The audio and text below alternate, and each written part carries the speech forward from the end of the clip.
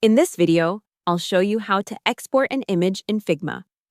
Start by opening Figma and going to the file that contains the image or design you want to export. Once your project is open, select the image, frame, or layer that you want to download. Next, go to the right-hand panel and scroll down until you find the Export section. Here, you'll see export settings for your selected layer.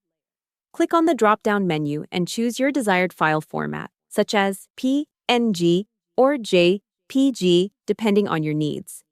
You can also adjust the scale if you want a higher or lower resolution of your image. After setting everything up, click the Export button. Figma will then process your file and start the download. A prompt will appear asking where you want to save the image.